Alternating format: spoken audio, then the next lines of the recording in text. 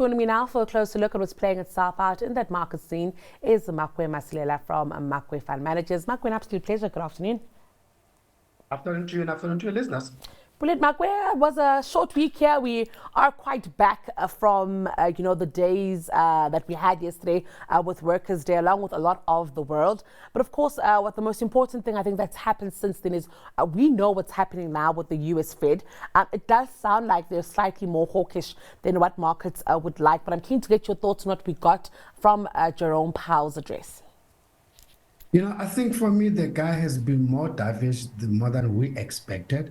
And the reason I'm saying that, I think the fact that interest rates won't be decreased in June and maybe July, that has already been baked into asset prices. And yes, we're still hoping September, something like that. But the fact that other than indicating that, listen, guys, inflation is still too sticky, and then we still have to be confident enough. But for me, what was interesting to think that at the beginning of the year, we were talking about rate cuts. But look at us at the market participants.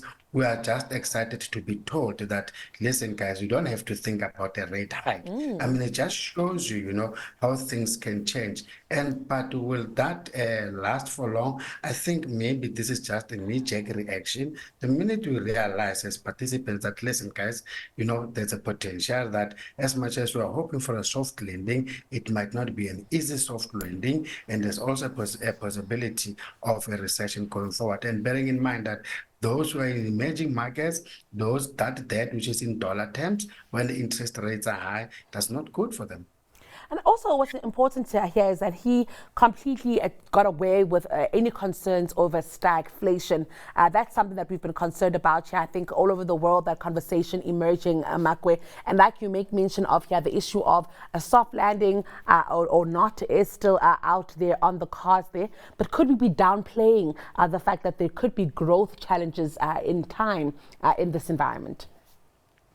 So far their record is not that good. We are where we are now because of them. They took forever. They thought that inflation is temporary. So I'm saying we just have to take with a pinch of salt whatever they're saying. And yes, it is their duty to instill some confidence going forward. But I think we all just have to do our own analysis. And for me, what works much better for most economists, that's when you start looking into their PMI numbers, especially for manufacturing, to see how well they're doing. That for me is a very good indicator, even though other people tend to undermine that.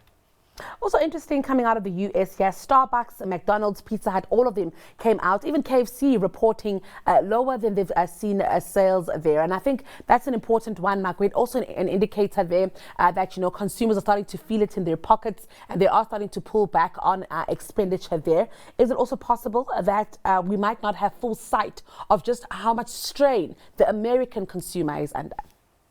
Definitely we don't. And bearing in mind that the US economy, just like our economy, is more than 60% driven by consumer demand. So retailers buying stuff out there is very critical, and it's a very good indicator. I agree. But remember, logic says, if I don't have money, I'll go and get some credit. If I don't manage to get credit, then I go to people around me or I tap into my savings. So hardship doesn't reflect immediately. It might take some time before we really feel it, because we explore other revenues or other sources before we can really feel the story.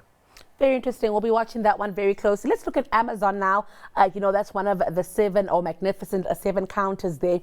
They beat earnings expectations, Makwe. It really does show that they've got a good thing going. They're boosted by clouding and also boosted by advertising. Very interesting also that it's not boosted necessarily by their consumer-facing businesses.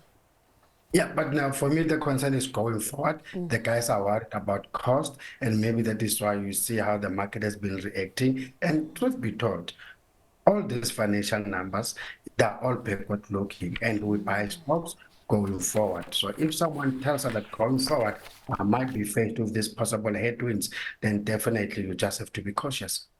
Very interesting one there, Makwe. I must also bring it home here. Very interesting. I've been seeing quite a few articles coming out about the BHP and Anglo's, conversation there, Makwe. What is becoming clear here is that no matter what happens between BHP and Anglo's, an Anglo split is what, many are moving towards. But what's also interesting is South African government isn't quite keen on this as a major shareholder there in Anglo's. I'm just keen to get your thoughts on the various dynamics that are at play.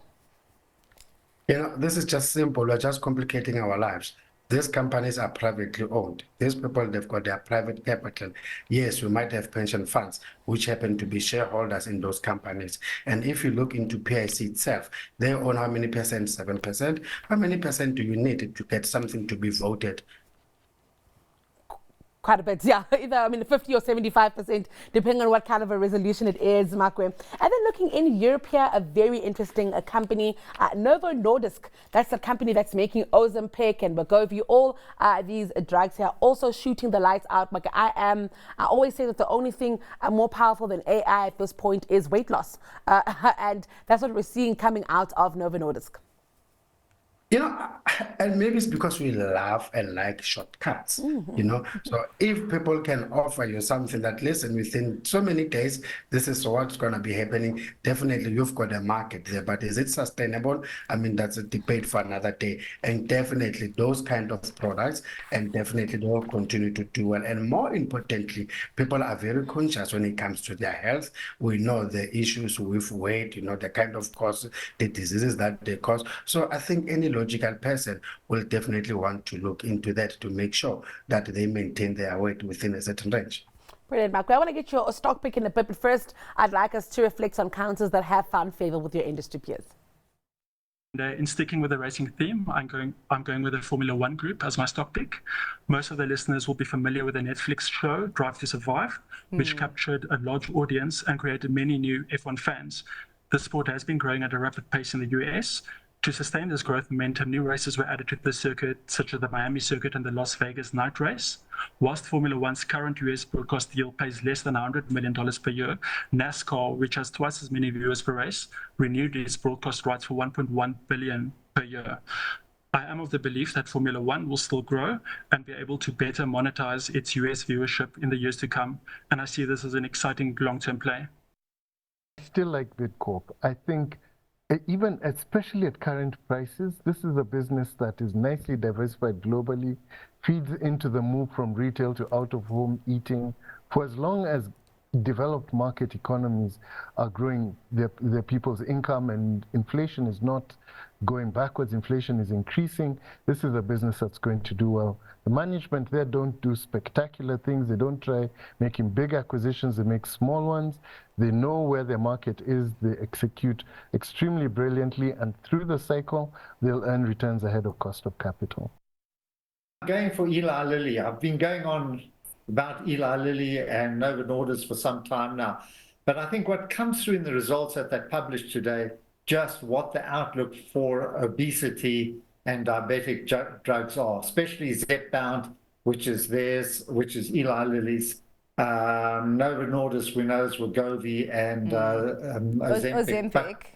Yeah, so when you read the results today, you'll just see what kind of demand they're expecting, what kind of sales outlook. This is a very big theme, probably the most attractive in the pharmaceutical area. And this is not play. And it's not it's not a fashionable drug. These are very serious drugs. And there's, Novo Nordisk can't keep up with demand. So the share was up, Eli Lilly up 5% today, 5 or 6% today. I think this is going to continue to perform. So it's still the one I like. All right, Makwe, keen to get your thoughts on some of those counters. We have the F1 Group, Bidcorp and Eli Lilly. Formula One group, I have to be biased because I'm also a fan, But the truth be told, sports continue to do well. And the question is, how do you get it exposed to other people? And the Formula One group, what they've done now, they're trying to move this whole thing that this is not just an elite sport. They're trying to make it accessible to most people. And I think on that front, it will continue to be popular. And the likes of Bidcorp, food is food. And remember, the guys, they've got most of their exposure when it comes to Europe. And we we expect that the European economy, unlike before, might do better than the US because the inflation seems to be going down much faster than the US one, meaning that there might be an interest rate cut that side before the US. But as he said, it all depends if the economies continue to do well.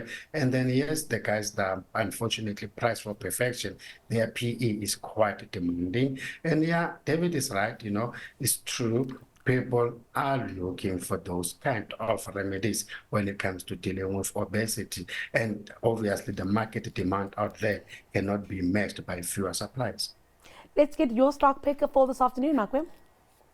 I'll go for clicks, and reason being we've seen that their revenue up 9% as per their interim, their profits as headline earnings per share for 6 months to go up by 19%. But for me, more importantly, is that the guys tend to benefit when it comes to the flu season that we're facing. And also we've seen their distribution business. The guys have managed to realize some higher single exit prices. So that should contribute to their profits in the second half.